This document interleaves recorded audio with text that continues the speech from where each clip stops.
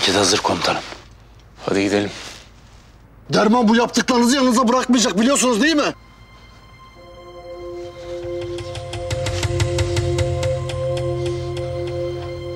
Ne dedin sen? Ne dedin sen?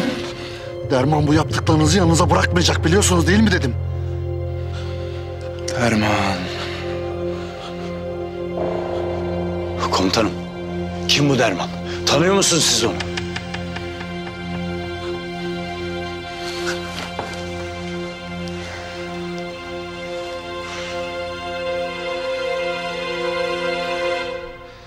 Tanımıyorum ama annemin ölüm emrini verdiğini biliyorum.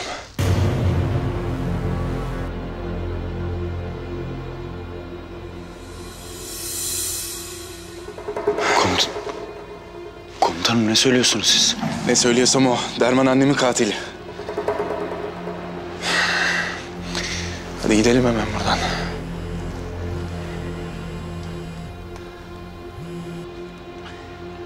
Alo. Yavuz komutan, nasılsın? Sen kimsin? Beni arıyormuşsun. Ne istiyorsun? Kimsin sen? Benim adım Derman. Derdine derman. Anneni boynundan tavana asılmış bulduğunda ne hissettin?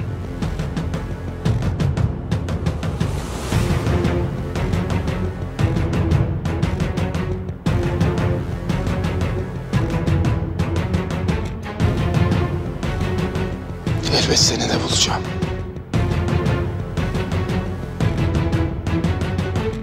Erkeksen çık karşıma. Karşına çıktığında ölmüş olacaksın.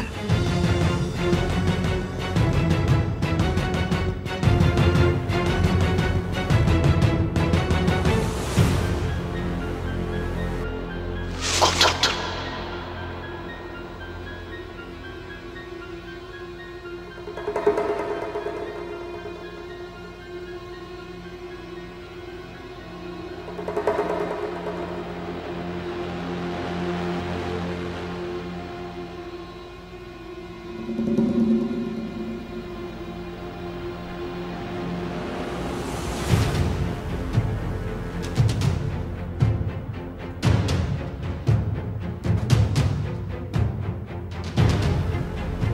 Bu maceran kısa sürdü Yavuz Üsteğmen. Anneni özlediysen çok beklemeyeceksin.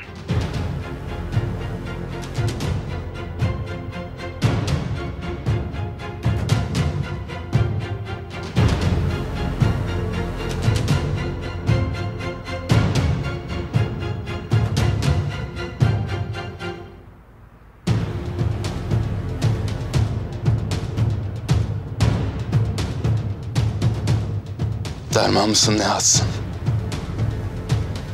Seni bulacağım.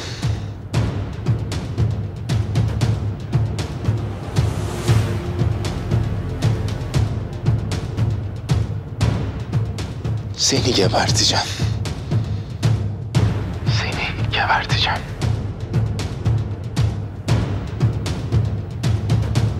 Asıl sizi gebertecekler.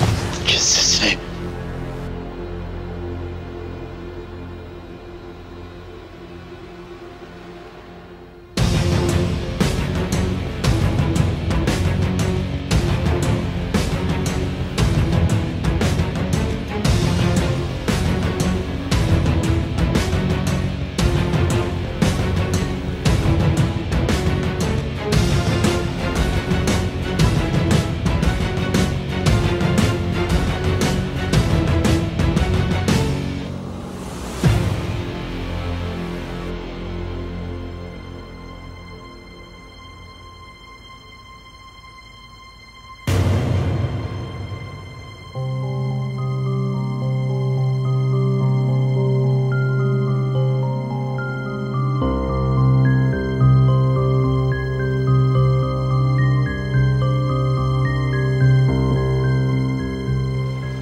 Hacı.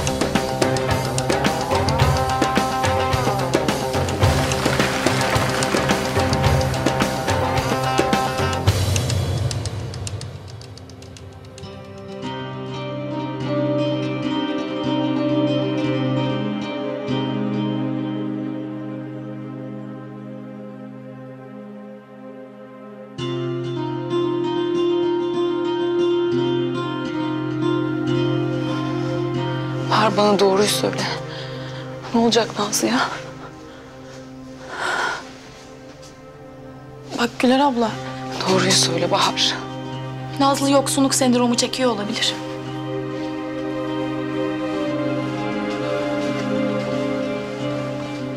Güler. Kızımız bağımlı olmuş olabilir. Lütfen sakin olmaya çalış. Ne diyorsunuz siz ya? Nazlı şimdi uyuşturucu bağımlısı mı? Onu mu söylüyorsunuz? Öyle olmuş olsa bile el birliğiyle bunu da atlatacağız. Biz güçlü bir aileyiz. Şimdi en dirayetli olmamız gereken zaman.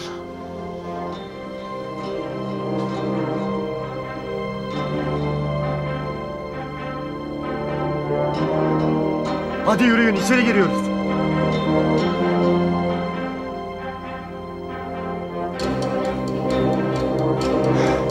Herkes iyi mi? İyiyiz komutanım.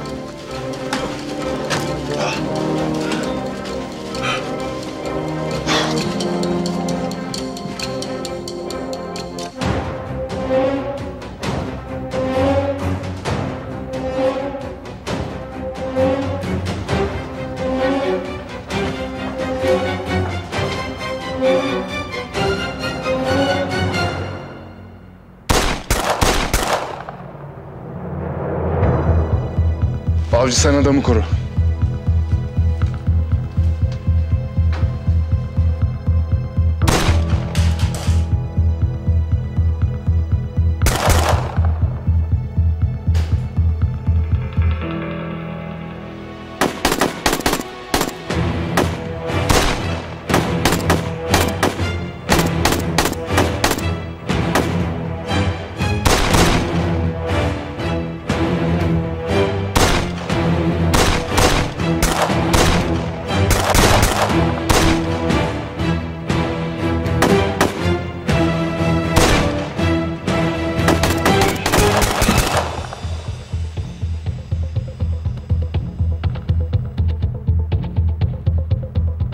Komutanım temiz. Temiz. Avcı.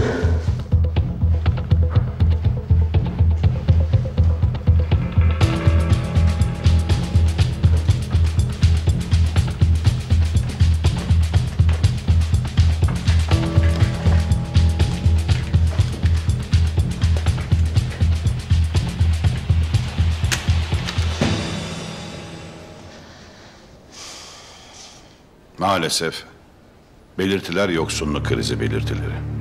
Bir ilaç verdik, sakinleştirdi. Ama zor bir süreç bizleri bekliyor. Biz ilgileniyoruz, merak etmeyin. Geçmiş olsun. Sağ ol. Mücahit. Komutanım size bakmaya geldim iyi misiniz diye. Çaylak daha iyi bu arada.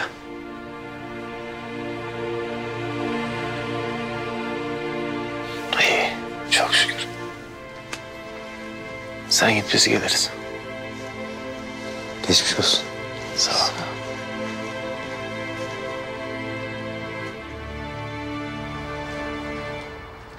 Avcı gelen biri var mı? Kontrol et.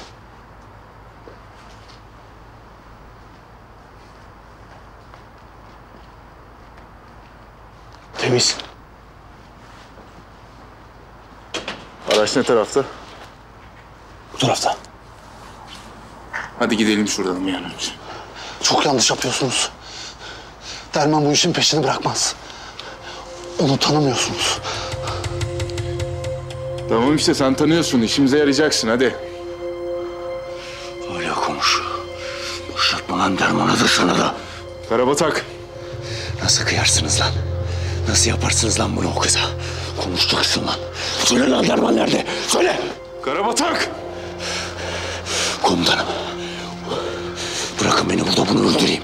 Zaten çok konuşuyor. Sakin ol artık. Hadi.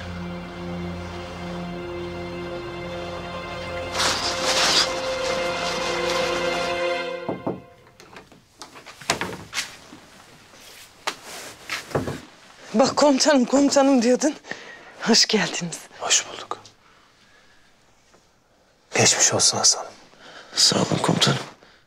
Vallahi korkuttu bizi Sıpa. Komutanım. Nazlı nasıl, iyi mi? İyi Hasan'ım. İyi. Sen nasılsın? İyiyim komutanım. Ufak bir sıyrık işte. Komutanım. Yakaladınız mı Nazlı'yı kaçıran şerefsizleri?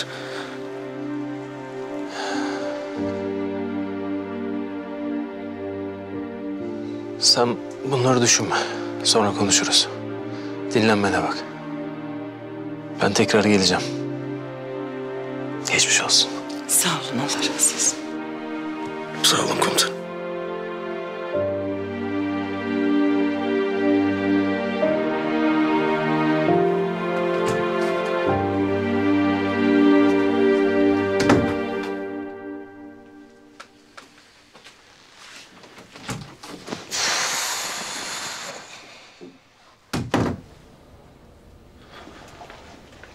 Komutanım. Siz iyi değilsiniz.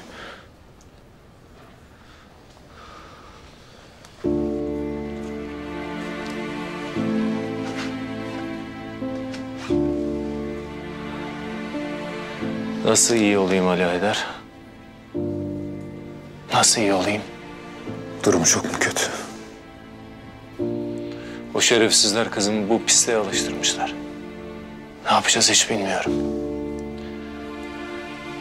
Kızımın bakışları bile değişmiş Ali Haydar. Sanki Nazlı gitmiş, başka biri gelmiş. Komutanım. Derdini veren Allah dermanını da verir. Merak etmeyin. Biz hep sizin yanınızdayız. Şimdiye kadar neler atlattık. Allah'ın izniyle bunu da atlatacağız evvelallah. İnşallah.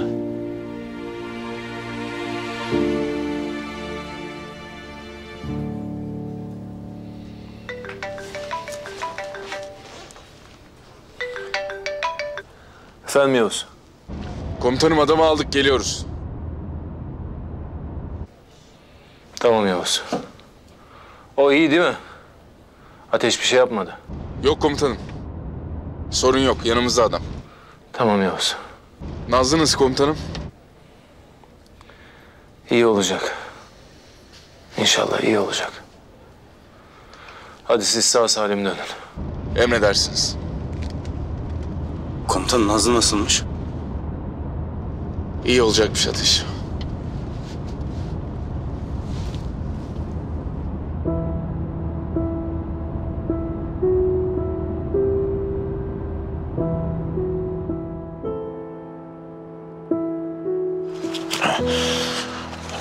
Bana vereceksiniz. Sana soracağım. Hepinizi geberteceğim. Hepinizi. Domuzlara yedireceğim.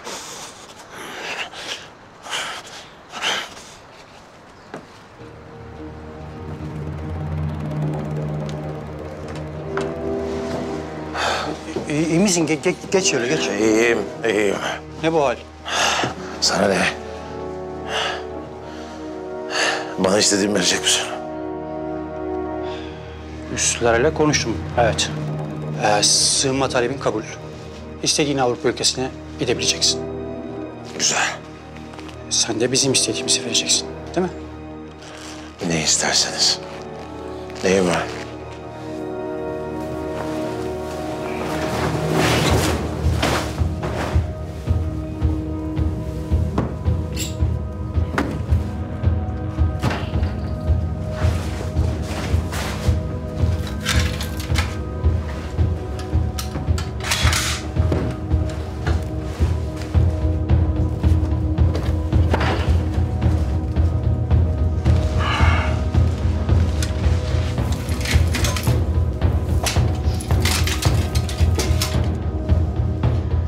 Yalnız çıkışın için biraz vakit lazım. Güzel. Zaten benim de yapılacak işlerim var. İş? Hesapları toplayacağım. Sakın bir delilik yapma. Her şey berbat olur. Delilik mi?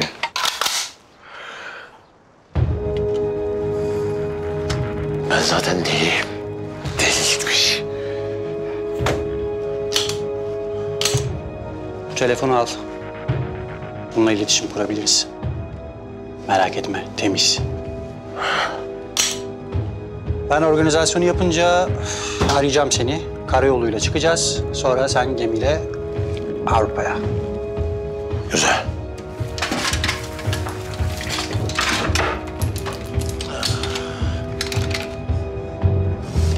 Şimdi müsaadenle katletmem gereken insanlar var.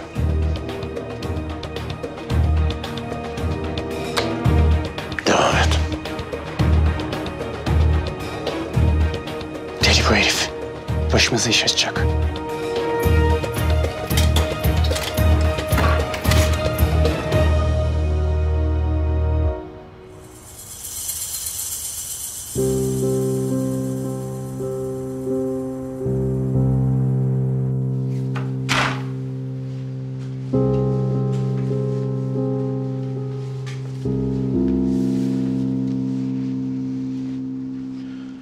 Biz daha ne kadar böyle kaçak göçek buluşacağız? Tedbiri elden bırakmamak gerek. Selim şüphelenmiyor demiştin. Ya numara yapıyorsa? O zaman hala ne işin var herifin etrafında? Çünkü emir böyle. Kim veriyor ya o emri? Kimin verdiğini biliyorsun. Başka sorun var mı?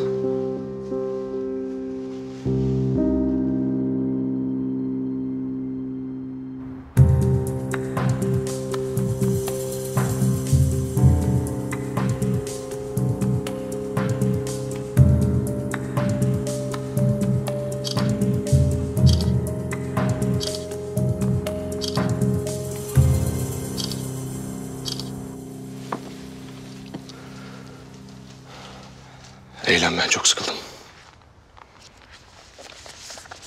Ben de Fethi. Ama görev görevdir biliyorsun. Bunu 1000 kere konuştuk. Daha ne kadar konuşacağız? Seni özlemeye devam ettiğim sürece konuşacağız. Çok şekersin. Ben ne diyorum, sen ne diyorsun ya?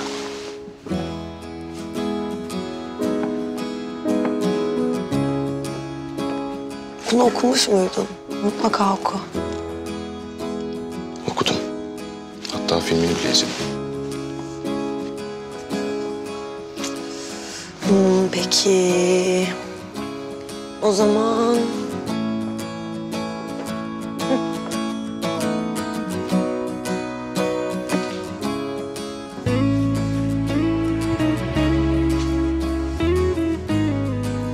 Bunu oku. Harika bir kitaptır. En sevdiğim kitaplardan biri. En az 20 kere okudum.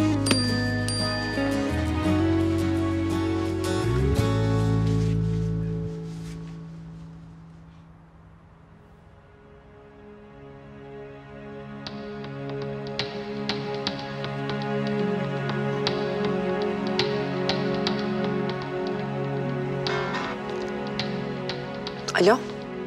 Bu sabah ülkeye girmiş. Acil buraya gel. Tamam.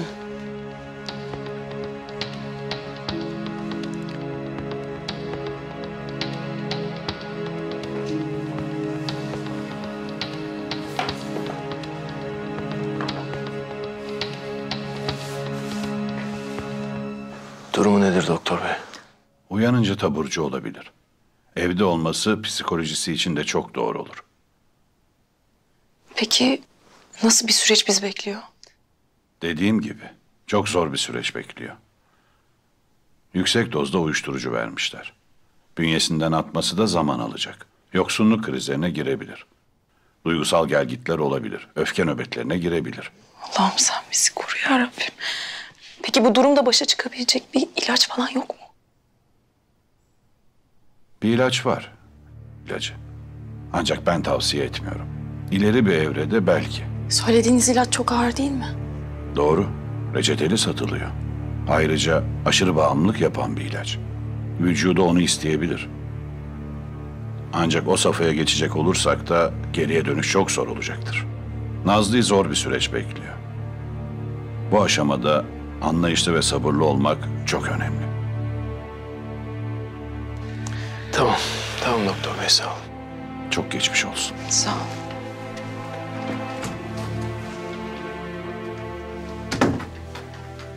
Annem. Annem. Kızım. İyi misin? Ne oldu bana? Kızım. Bir şey yok kızım. Nasıl hissediyorsun? Hiçbir şey. Bilmiyorum. Merak etme canım. İyileşeceksin. Geçecek hepsi. Bugün seni taburcu edecekler. Tamam. Ben gideyim işlemleri halledeyim. Sağ ol. Sağ ol.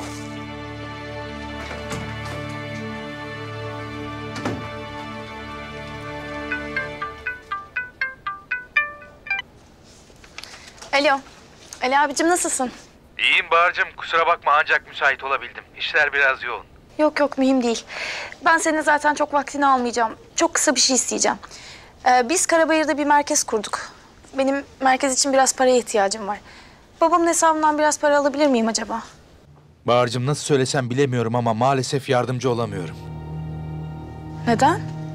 Ne oldu? Mahkemenin miras paylaşımı ile ilgili karar vermesi çok zor görünüyor. Çünkü Yıldırım Bey'in bütün hesaplarına mahkeme kararıyla bloke konmuş durumda. Bloke mi kondu? Niye ki? Birine borcu falan mı vardı? İnan detaylı bir bilgim yok ama Karabayır'da davayla ilgilenen bir savcı var. Ondan istediğin her şeyi öğrenebilirsin. Sana bilgilerini yollarım ben. Tamam. Bekliyorum.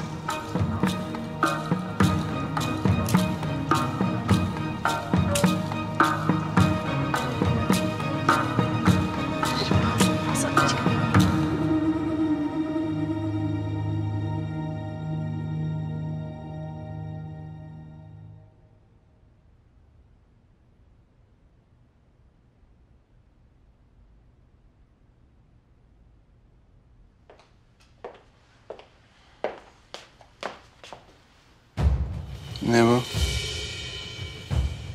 Eylül'ü takip ettiriyorduk.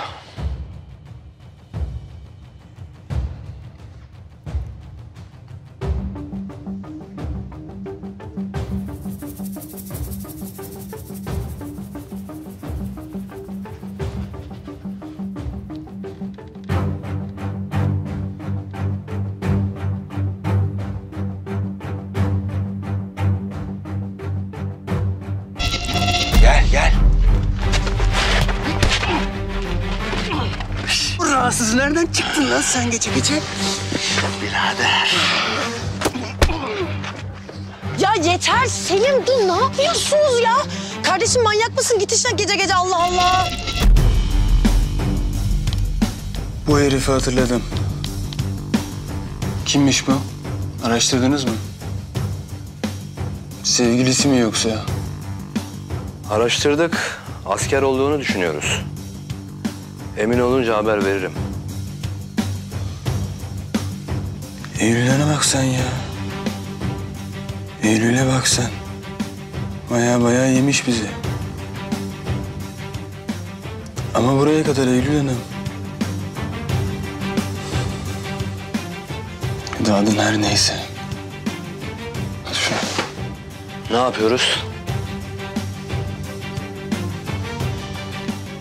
Bana kalsa biraz daha oynarım ama... alın ikisini de. Tamamdır.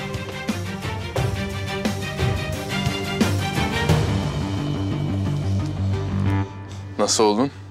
İyi komutanım. Tıp gibi maşallah. İyiyim komutanım, iyiyim. Keşanlı abim sağ olsun. Can borcum var artık ona. Bak laflara bak ya. Oğlum hepimizin veresiye defteri kabarık. Borca yazarsak oho. Gerçekten ya. Birbirimize can borcumuz var diyemeyeceğimiz tek meslek bizimkisi galiba. Ha? Çünkü zaten canımız birbirimize emanet.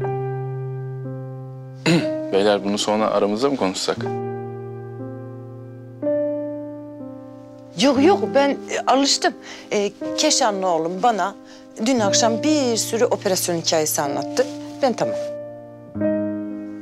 Nasıl ya?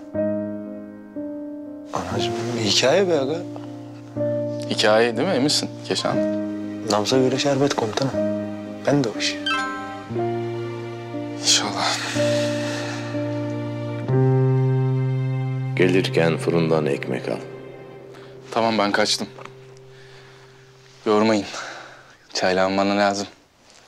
Emredersiniz komutan. Haberleşiriz. Hadi görüşürüz. İyileşir, iyileşir. Benim Feyzi minatörüm. Bir an önce iyileşir, hiç de komutanlarını yalnız bırakmaz. Pardon. Feyzi minatör mü dedin ablacığım sen? He? Anne. Doğru duydun. Feyzi minatör dedi. Boncuğum. Feyzi Minatör yakında sinemalarda. Dodaf dof dodaf. Feyzi minatör? Ya ne Feyzi minatörü? Benim kardeşim aslan parçası. Yaktın beni anne ya. Naz nasıl komutan? Daha iyi olacak. İnşallah komutanım. Allah ayırmasın sizi.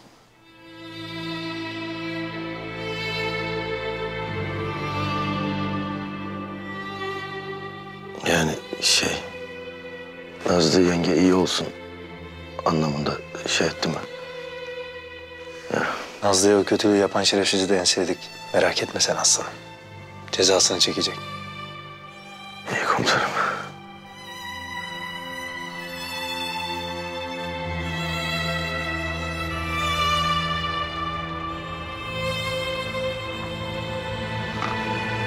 Burası mı?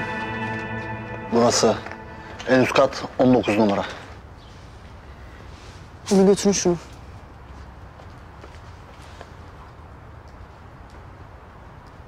Gençler hazır mısınız? Hazırız başkomiserim. O zaman başlayalım.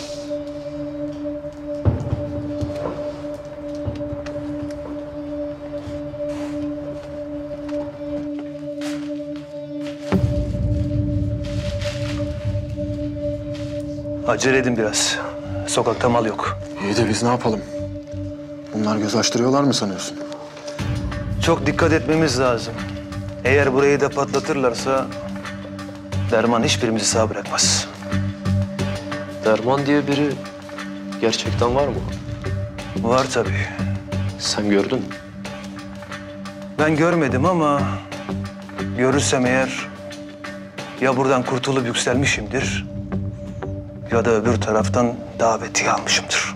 Hadi acele edin.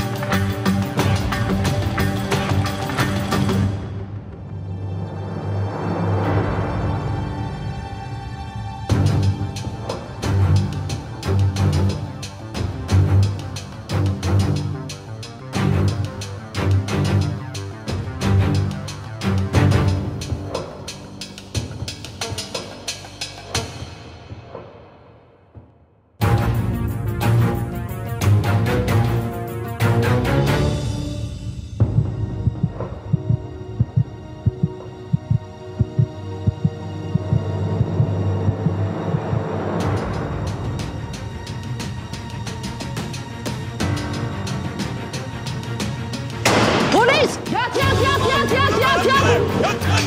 Gel. Al orada yat. Hadi yürü. Yat! Yürü. Git.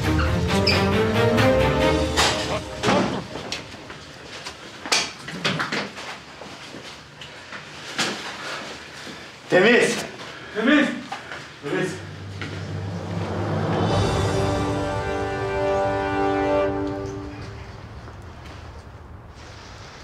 Dur kaçma. Bir dakika. Ya yanlış anladınız. Bir yanlışlık var. Ben suçsuzum. Suçun yoksa niye kaçıyorsun? Yavrum bir saniye. Ne oluyor burada? Başkomiserim birden kaçmaya başladı. Alın götürün bunu merkeze. Apartmana kim girdi, kim çıktı, ne oluyor, ne bitiyor? Kuş uçmayacak. Her şeyi öğreneceğim, tamam mı? Anlaşıldı başkomiserim. Ama bir dakika ya. Bir yanlışınız var. Ya ama durun bir saniye. Bakın bir yanlışlık yapıyorsunuz. Ben bu binada oturuyorum. Kedime mama almaya çıktım ben. Poşeti orada. Benim bu olanlarla bir alakam yok. Bırakın gideyim, kedim hasta beni bekliyor. Ne olur. Bey amca biraz sessiz ol. Konuşma.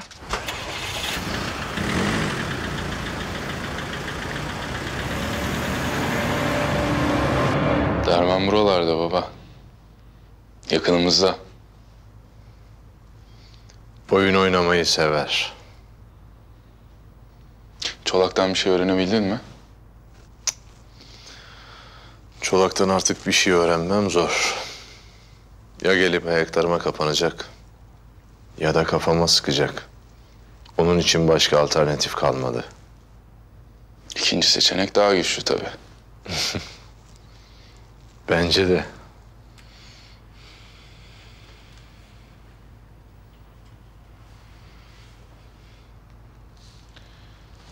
Sana bir şey soracağım baba.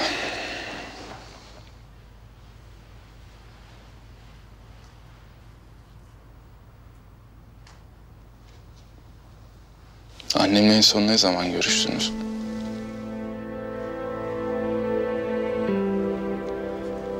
Göreve başladıktan sonra hiç görüşmedik.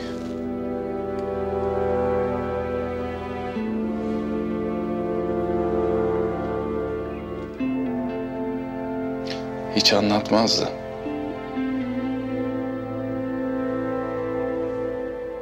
Ama hissettiğime göre seni çok severdi.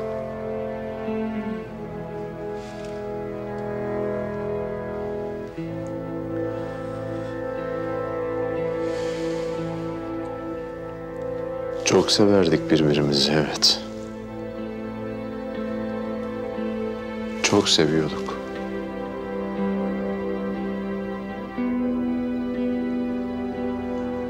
Biliyor muydu teşkilattan olduğunu?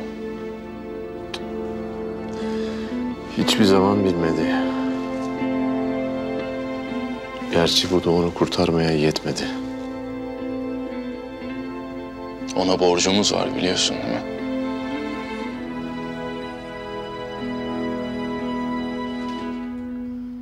Biliyorum. Bedeli ne olursa olsun annenin katilini bulacağız. Üstelik bu kadar yakınımızdayken. Onu bulmazsak yazıklar olsun bize.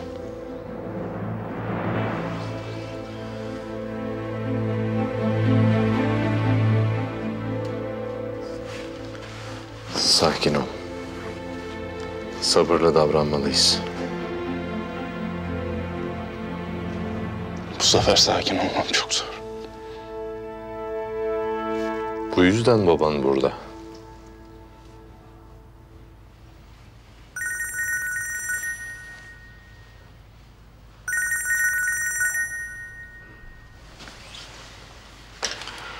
Sayın Büyükelçim, hoş geldiniz. Hoş bulduk. Seninle acil görüşmem lazım. Yakında mısın? Evet, sanırım. 2 saat sonra havaalanından beni karşıla. Uçağa binmek üzereyim. Tabii.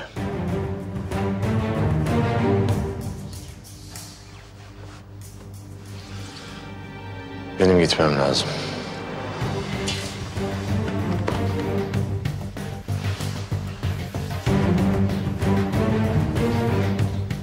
Baba. Dikkatli ol. Sen de.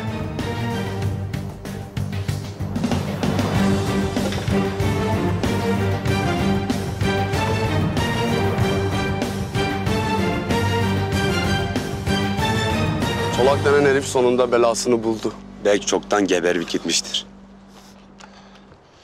Galiba benim hakkımda konuşuluyor ha?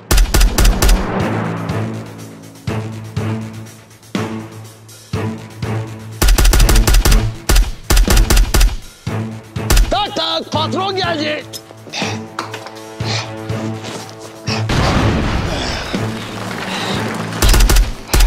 Gel.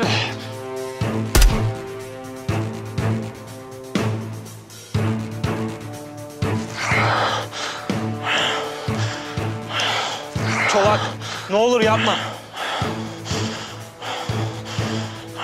Nasıl benim? Çolak asla pes etmez. Ve sizler de benim. Duydunuz mu? Köpeklerimsiniz.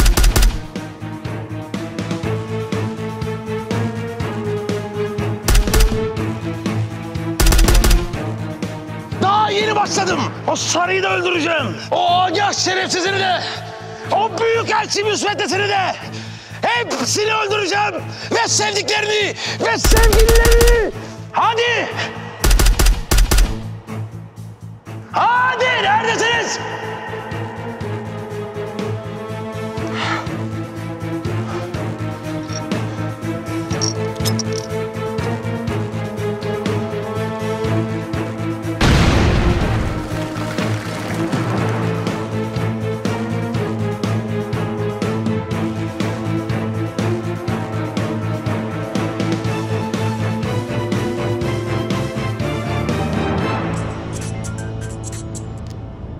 Söyle. Çolak kendi mekanını bastı. Herkesi öldürdü. Resmen katliam yaptı. Delirmiş herif. Ne? Ne olmuş? Muhbirlerimizden biri. Çolak kendi mekanını basıp herkesi öldürmüş. Sonunda delirdi demek. Büyükelçiyi ve geri kalan herkesi öldüreceğini söylüyor. Kafayı yemiş gibiydi. Bağırıp çağırıyordu. Nereye gittiğini biliyor musun? Hayır. Araca atladı gitti. Tamam, ben iletiyorum. Büyükelçiyi ve herkesi öldüreceğini söylemiş.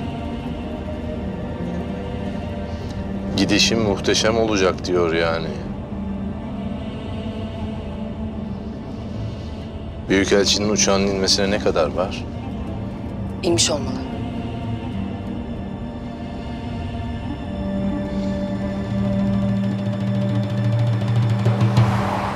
Oh be. Mis gibi oldu böyle. O ne ya? İçimiz dışımız hastane oldu. Bir isteğin var mı güzel kızım? Yok anne, sağ ol. İstemiyorum. İyice hasta muamelesi yaptınız siz benim kızıma. Aslan gibi o. Babam, Söyle kızım. beni kurtarmaya geldiğinizde kimseye bir şey oldu mu?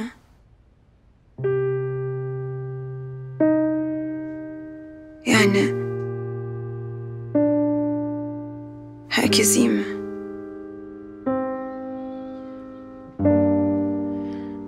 Asıl sen nasılsın güzel kızım? Herkes iyi, merak etme. Tamam anne, ben iyiyim. Lütfen böyle çok üstüme gelmeyin. İyisin tabii. Kimin kızısın?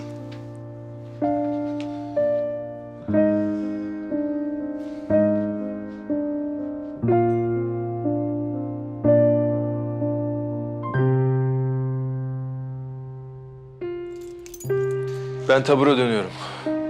Bana sürekli haber verin, tamam mı? Tamam, olur. Kızım, herkes çok iyi. Merak etme, tamam mı?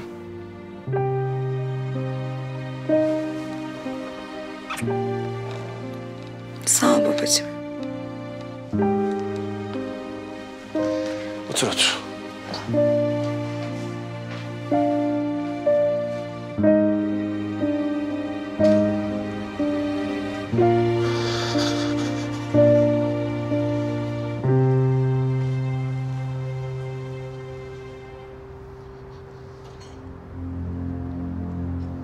Ateş. Komutanım. Komutanım, ben bir ihtiyacınız olursa diye kapının önünde bekliyordum. Ateş. Özür dilerim komutanım.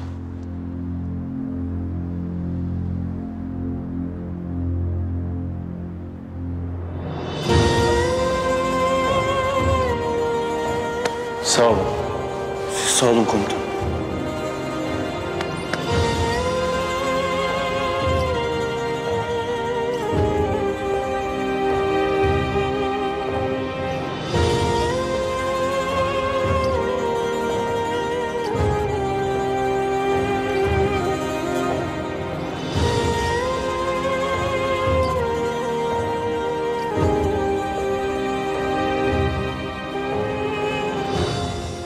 İyi değil mi komutan?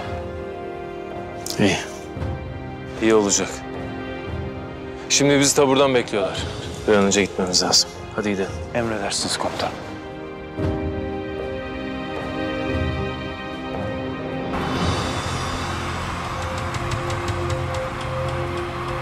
Sayın Büyükelçim, size çok önemli bir haberim var. Tanıştığım şu kız Türk istihbaratına çalışıyormuş. Bu büyük bir sorun. Biliyorum. Ne önlem aldın? Parçalarını ayırmak gibi bir fikrim var. Makul. Beni haberdar et. Ederim.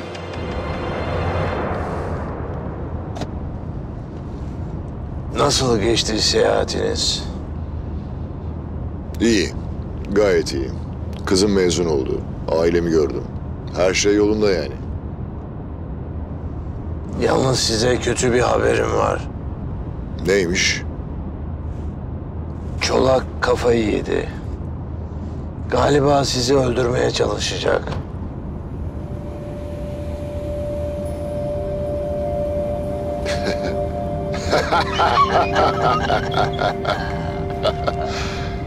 Daha neler? Çolak işte.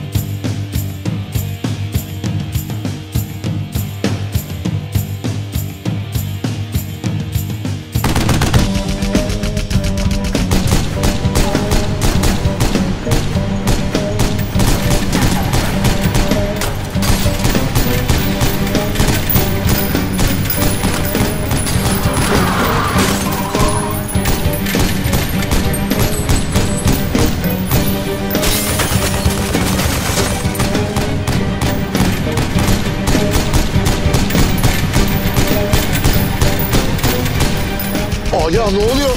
Sayın Büyükelçim galiba Çolak. Kafanızı kaldırmayın.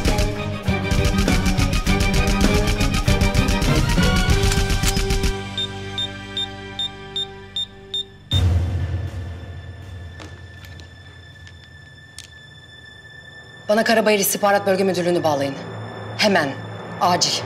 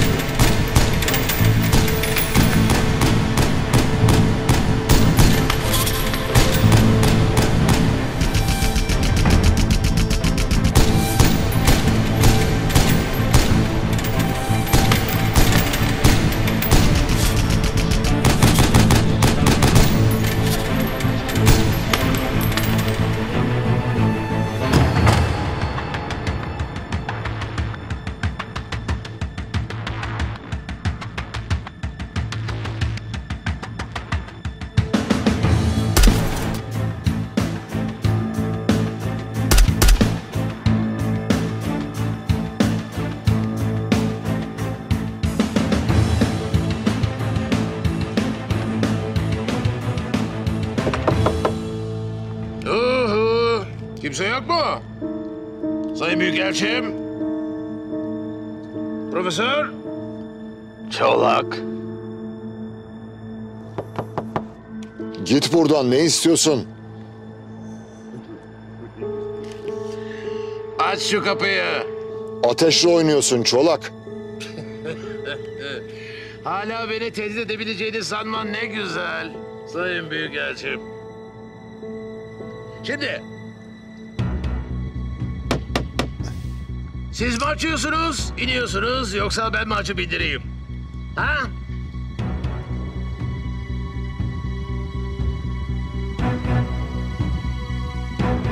Hadi.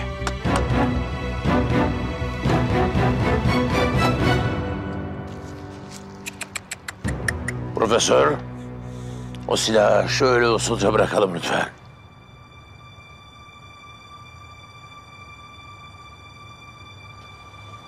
Şimdi usulca şoför koltuğuna geçelim. Senin şoförlüğün neydi?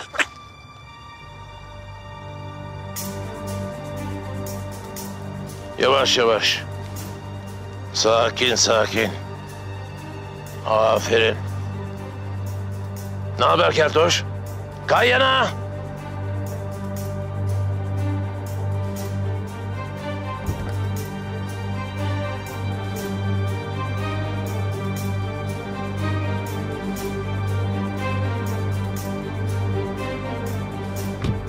İşte yine hep birlikteyiz.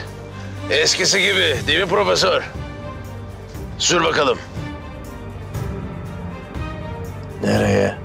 Nereye mi? Nereye olacak? Sessiz, ıssız, sakin bir yere. Kimsenin çığlıklarınızı duymayacağı bir yere. Burada.